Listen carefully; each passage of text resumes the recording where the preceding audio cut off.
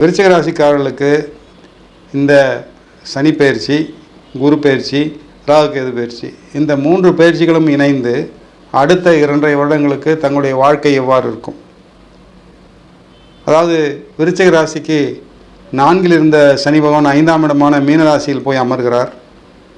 குரு பகவான் 7ல் இருந்த குரு பகவான் 8ஆம் இடத்தில் போய் அமர்கிறார். தவறில்லை. 2 கூடையவன் 8ஆம் இடத்தில் அமர்ந்து தனக்காரகன் தங்களுடைய தனஸ்தானத்தையே பார்வையிடுகிறார் குரு பகவான். மிக பெரிய விசேஷமான பலன்.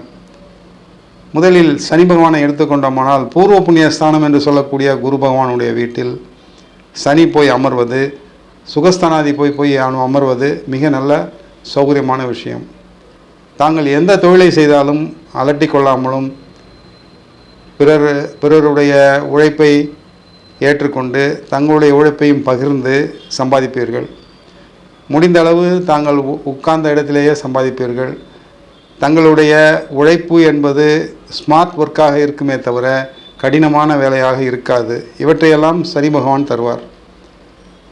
8ஆம் இடத்தில் இருக்கக்கூடிய குரு பகவான் தங்களுடைய தனஸ்தானாதிபதி, தனகாரகன் குரு, 2க்கு அதிபதி குரு, பூர்வ புண்ணிய ஸ்தானாதிபதி குரு 8ஆம் இடத்தில் அமர்ந்து 2ஆம் வீட்டுக்கு பார்வை. அதை தவிர தங்களுடைய சௌகரிய ஸ்தானமான சுகஸ்தானமான 4ஆம் இடத்துக்கு பார்வை.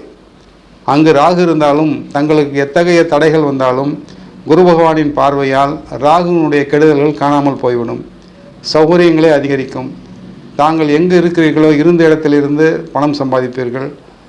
ஹோல்சேல் ஏஜென்சி, ஸ்டாக்கிஸ்ட்டு, வெள்ள வியாபாரம் செய்பவர்கள், சர்க்கரை வியாபாரம் செய்பவர்கள், கரும்பு தொழில், கரும்பு பயிர் செய்பவர்கள், இவ்வாறாக இனிப்பு சம்பந்தமான தொழிலில் ஈடுபட்டிருப்பவர்களுக்கு மிக பெரிய அளவில் லாபம் கொழிக்கும். அப்படிப்பட்டவர்களுக்கு வியாபார விருதி இருக்கும். அமர்ந்த இடத்திலேயே மிக பெரிய அளவில் சம்பாதிப்பார்கள் விருச்சிக ராசிக்காரர்கள். குரு பகவான் 2ஆம் இடத்தை பார்ப்பதால், தங்களுடைய தனஸ்தானத்தை தனகாரகன் பார்ப்பதால் எப்படியேனும் எவ்வாறேனும் தங்களுடைய கைகளில் பணம் புரண்டு கொண்டிருக்கும். இவ்வாறாக குரு பகவான் தங்களுக்கு நன்மை பயக்கிறார். ராகு கேது 4ஆம் இடத்தில் இருக்கக்கூடிய ராகு உடல்நலத்தை கெடுப்பார், மனநலத்தை கெடுப்பார்.